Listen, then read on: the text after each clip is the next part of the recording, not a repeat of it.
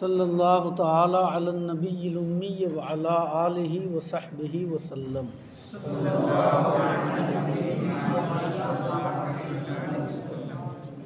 حکایت نمبر 12۔ گلا کردم پیش یکے از مشایخ کہ فلاں بفساد من گواہی داد۔ مشائخ میں سے ایک سے میں نے شکایت کی کہ فلاں نے میرے فساد کی گواہی دی۔ گفت بصلاحش خجل کن۔ انہوں نے فرمایا کہ اس کو تو اپنی نیکی سے شرمندہ کر۔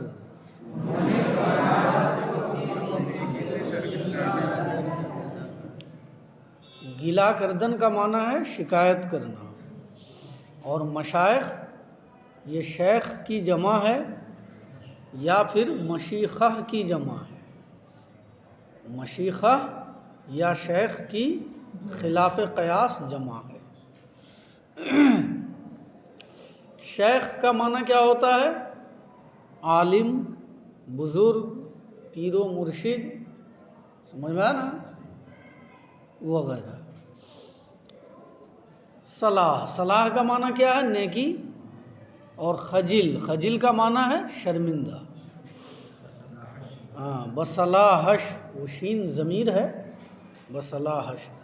مشائخ میں سے ایک سے میں نے شکایت کی کہ فلاں نے میرے فساد کی گواہی دی، تو انہوں نے فرمایا کہ تو اس کو اپنی نیکی سے شرمندہ کر، یعنی تو اس پر ایکشن مت لے، بلکہ کیا کر، اس کے ساتھ اچھے سلوک سے پیش آ، اس کے ساتھ اچھا برتاؤ کر۔ اگر اس نے تمہارے ساتھ برائی کی ہے تو بدلے میں تو بھی برائی پیش نہ کر، برائی کے ساتھ جواب نہ دے، بلکہ اس کی برائی کا جواب تو نیکی سے دے، اچھائی سے دے۔ سمجھ میں نا؟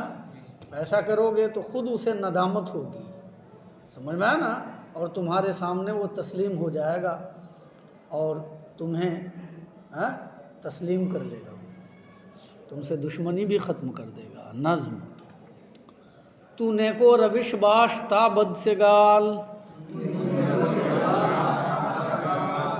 ببد گفتنے تو نیابد مجال، چوں آہنگ بربط بود مستقیم، کہ از دست مطرب خورد گوش مال۔ تو نیک چلن رہ تاکہ بدخواہ تجھے برا کہنے کا موقع نہ پائے۔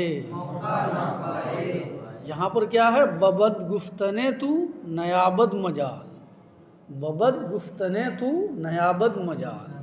اور کسی نسخے میں یوں آیا ہے بنقصے تو گفتن نیابد مجال، بنقصے تو گفتن نیابد مجال۔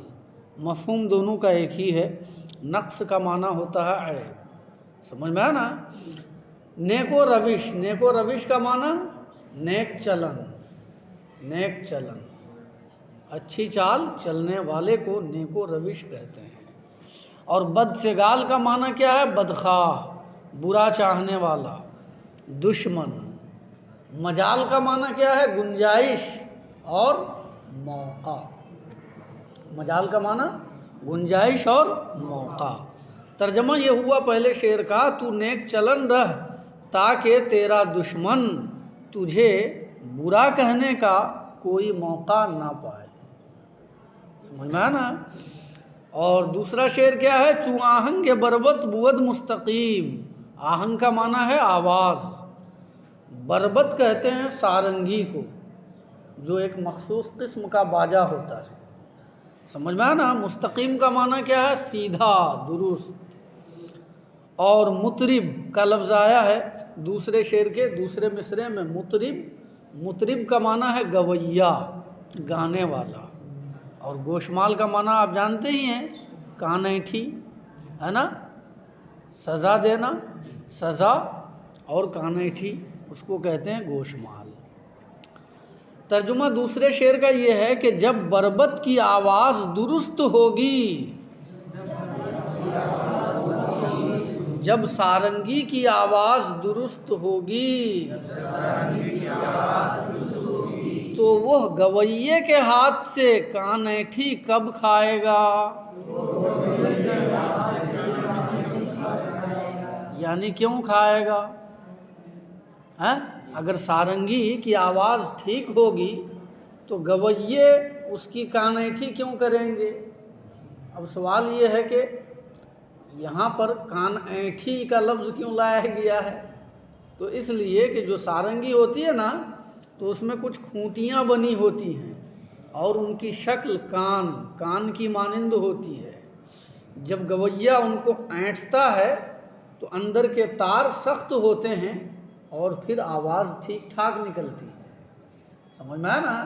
تو گویا جو ایسے ایسے کرتا ہے نا، انگلی سے اس کو دباتا ہے تو گویا کہ وہ کان اینٹھی لگاتا ہے اس کو، سمجھ میں آیا نا، اس کے گویا کان اینٹھتا ہے۔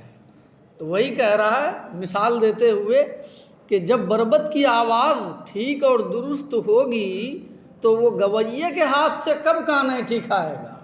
یعنی نہیں کھائے گا۔ تو اسی طریقے سے میاں تم کو کوئی برا کہہ رہا ہے تو کیوں کہہ رہا ہے؟